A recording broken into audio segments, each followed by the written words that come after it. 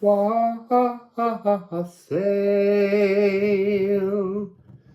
It's column mate. Maybe it's our mate column, our friend column. This is Ophiuchus, the bolt from the blue, the snake bearer. This is an opportunity. It links very much into the reading with the sun for column 7. We were given 2 choices, 2 endings, and you pick. Now, if you pick the right one, here comes Ophiuchus with Asclepius. So Asclepius was a healer who could raise people from the dead. He learned to do this because he had a friendly snake that used to whisper in his ear, and the snake taught him all the secrets of the universe. Now that's interesting. Hades got a bit cross with Asclepius because no one was dying during Asclepius's season. And so he asked his brother Jupiter to shove Asclepius into the skies so that he was no longer on Earth, because Hades, Pluto, column 1, was getting a bit fed up that he wasn't getting back the bodies that the Earth gave. And we're in a process of giving back our current body to be given the opportunity, and maybe that comes through Ophiuchus, the 13th sign of the zodiac, to enter a new body. So I'm going to rifle them in a moment. It's my new deck. It's got all of the... I can't even say, I'm so sorry. I really wish I could share a little secret knowledge with you, but I can't until people have possession of decks. So hard. So, Ophiuchus. We got 2 straight away. Ophiuchus, bolt from the blue. What are you offering us, Ophiuchus? The offerings of Ophiuchus. New consciousness, I can see just down there.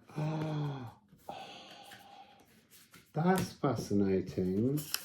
So what do we have here? Oh! So a new spark, a renewal. This is almost the cells in our old body. It's had enough. It's cobwebbed. It needs a new spark. And all the way through these readings, we've been talking about how the spark is love. And Liffruma means the source of love.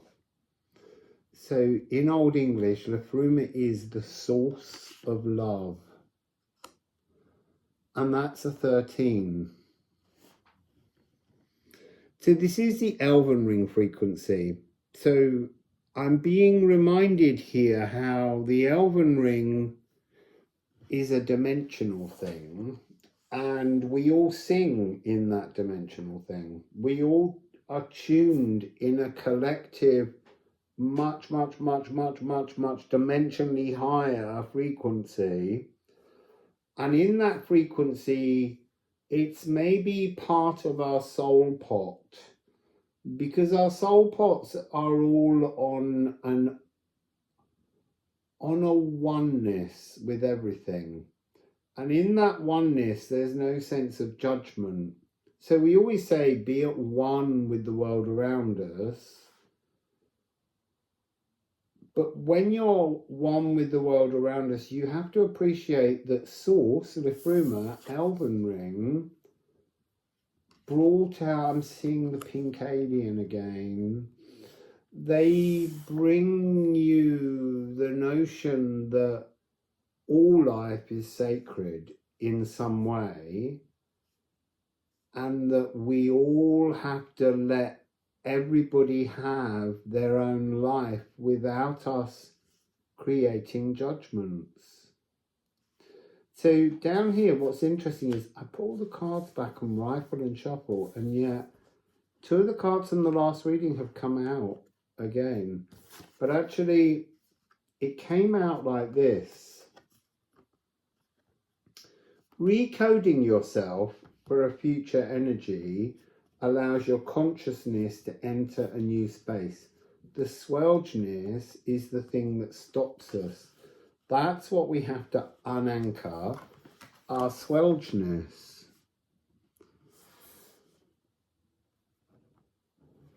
Just give me a moment with them.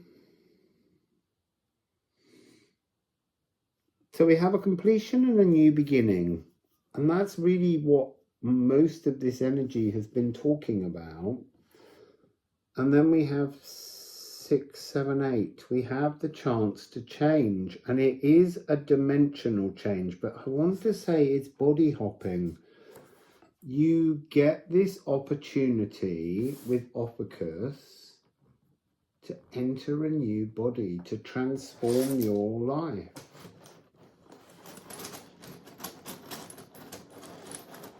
Newly born. This is the opportunity to pull your life force into your now moment. But you almost don't have to, it's not the whole life force. It's piecemeal. And every time we're body hop, we're connecting and correcting something new within us and making another transformation.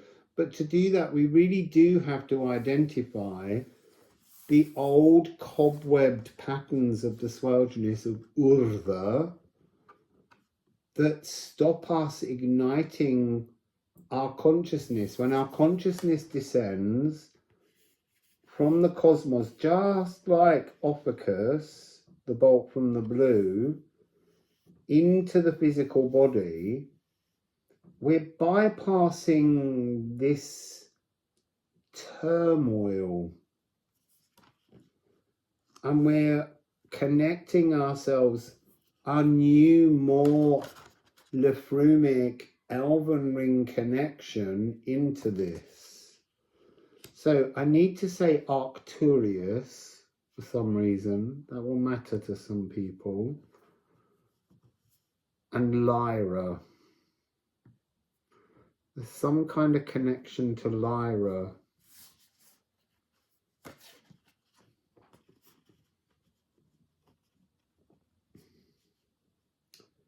So there's something here where they're showing me an image of cobwebs being, you know, those sort of deeply tangled roots that go out into the soil.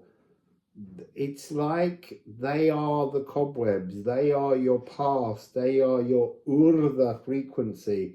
And it's got that energy of Björk where this almost your Yggdrasil tree needs to be burnt down so that it can grow anew from a new place. It's no longer here with all these cobwebs.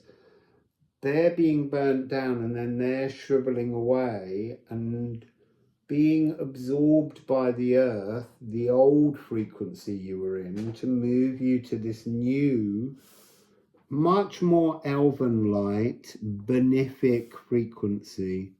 The elven ring is the singing of love. This sound resounds high above everything and hums below a long, slow, ground-based flow. So now they're reminding me of that energy from yesterday, well, from the yesterday's sun column 7, that there is this notion of there being 2 frequencies. There is the very high scattered energy of trauma and anxiety that we naturally walk in. We can't help ourselves, but beneath that is the hum, this everything. So The elven ring is a singing of love. This sound resounds from high above everything and hums below a long, slow ground bass flow. And that's the energy of love. That's really the truth behind everything.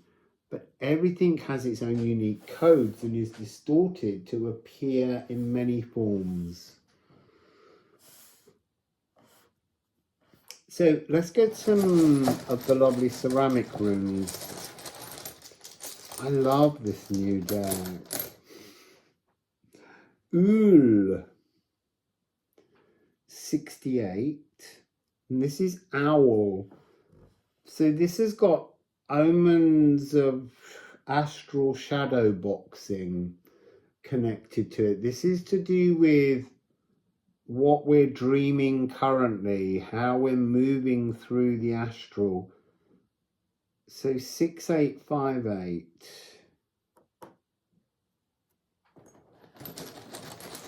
Reaching out our senses. There's something to do with the senses in the astral, in the night, in the owl's wisdom. And then we have Ing, water meadow. So this is, I mean, it is going with this card 11. This energy of returning to new molecules and igniting the soul.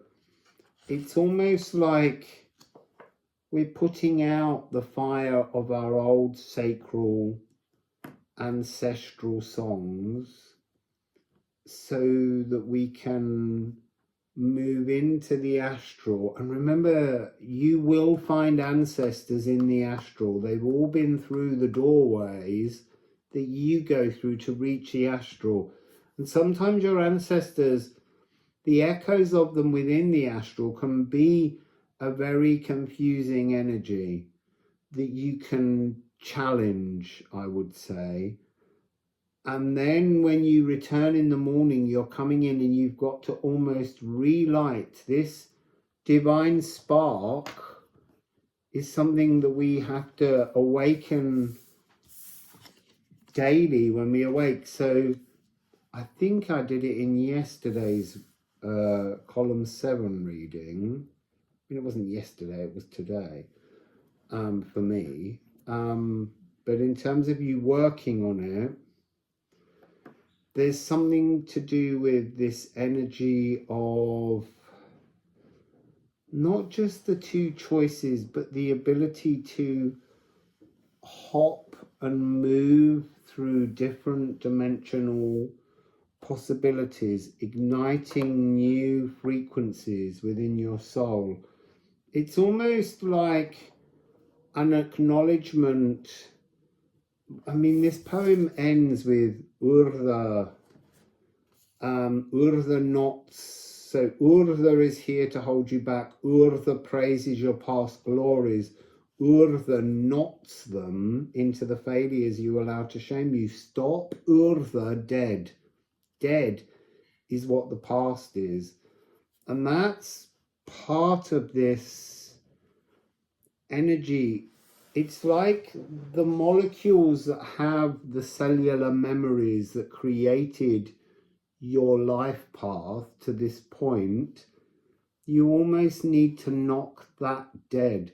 So again, I'm going to remind you of that energy of going to sleep and feeling happy, feeling overjoyed that you are recoding yourself so that you might enter into a new set of cells and ignite a new water meadow. New codes.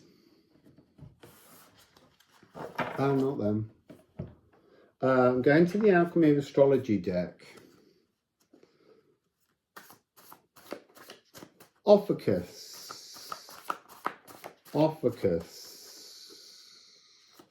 So maybe that says, I'm hearing the question, this resurrection energy that was Asclepius has something to do with body hopping.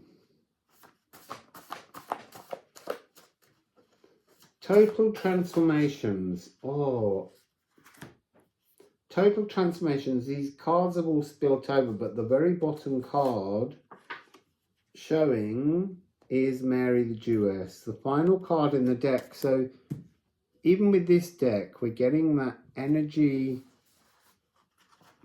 of endings, of reaching the point of completion, having journeyed. The mother of alchemy. Oh, completeness. Completeness is one of the words. Mary the Jewess is the creatrix of the Philosopher's Stone. And that's very much an Asclepius frequency, an Ophiuchus energy, the all-encompassing cosmic womb. True alchemy. True alchemy. Oh, I'm not taking that one. I need them to fall. I just can't resist Mary the Jewess whenever I see her. She's such an amazing character. And actually, she's part of an acknowledgement that I have when I have hopped dimensionally to a new body. There are minor changes that I can witness. So when I first ran into Mary the Jewess, and remember, she's the mother of alchemy, not because she's the first woman alchemist, but because she was the first alchemist to do everything. When I first read about her, she was from Macedonia. And I remember that very distinctly because I had a pupil who I taught to sing who was from Macedonia. So when I next was delving in and discovered that she was Egyptian, that was a little tiny sign of how I moved to a different dimension, because history itself was unanchoring and transforming. And I've been getting that again recently with memories of historical facts from childhood coming to the fore now, and then when I look them up to check them, they're completely wrong or different. They're different, but they don't feel like I forgot.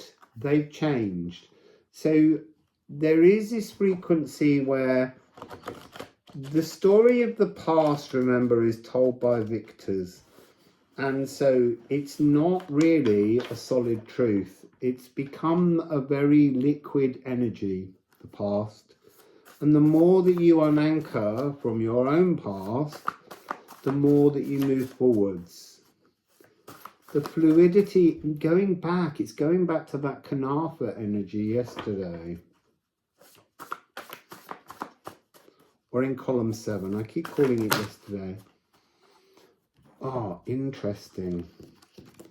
So I've got a big pile face down, a big pile face up. Gonna take the card face up. So remove. Retrograde, return, slow down and penetrate. So there's something here where I'm being given a flash of Mary the Jewess as being like a Ceres, alchemist. Ceres is in retrograde, 26 degrees of Virgo. Fathom out, acknowledge, and make a clean sweep on the understanding of yourself.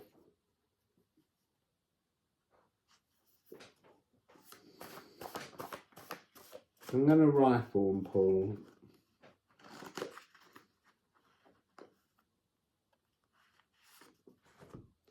Air. So this is again Gemini energy. There's something coming through Gemini. There's a lot of 5-1, 9-1, 8-1, 1-1. There's a lot of energy of whatever fraction, whatever pathway, whatever set of guidelines or beliefs you have, bringing them down. Air is very much rational thought editing. bringing things back to a single consciousness stream that makes it easier to body hop. When you're carrying clutter, it's harder to enter into better cells as you wake, because you can only fit into certain available options because your current philosophical outlook matches them. You really do have to go into a transformation of who you are. Become more elven ring, and the more elven ring you become, the more you acknowledge your oneness with everything while everything's still an individual, the more options of cellular bodies that you can enter because you become cleaner. And we have Mars. I've got another one behind it. So Mars is your molecules, your consciousness re-entering the molecules. 8118, that's exactly this message. So 99, the divine 99, that's Elven ring power number somehow. So this is binding, weaving yourself, alchemizing yourself into a new cellular frequency.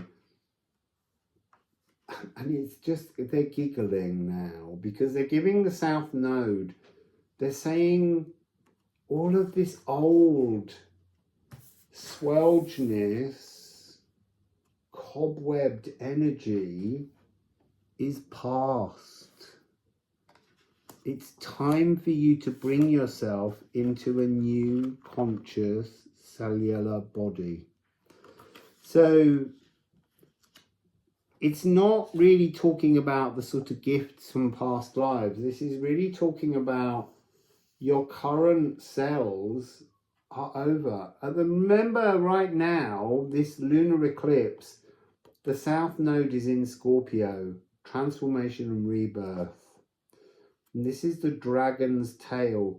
Let go of the dragon's tail. It's that message again. So the world serpent, who wraps itself the Ouroboros or Ouroboros, the snake biting its own tail, it's time to let go of the tail so that you can shift from the physical cells. That this conscious Ouroboros energy holds you trapped in. If you can let go and let the snake roam in the astral, you can then return to a new world and temporarily maybe bite the next tail and hold yourself there, or leave the tail open for a bit. Don't touch the dragon's tail until you've brought your consciousness into a new cellular body and ignited a new water meadow, a new emotional phoenix moment. So I'm just going to go back to the Liffruma. What would you like to say at the end of this Ophiuchus? That was the rune yesterday, column 7. Oak. This is referring back again to this energy of new tastes, new foods. Your new body will not accept old habits. That's interesting. So you might get into a new body, you might grab the tail, you might repattern an old energy from your swelgeness, and it will ping you back to the old cells. So there's something about moving forwards. Tannin rich bark purifies. Invoke the magic folk living within this tree. Now, to invoke the magic folk, that has to come from your own soul. You are the base of all the magic you witness.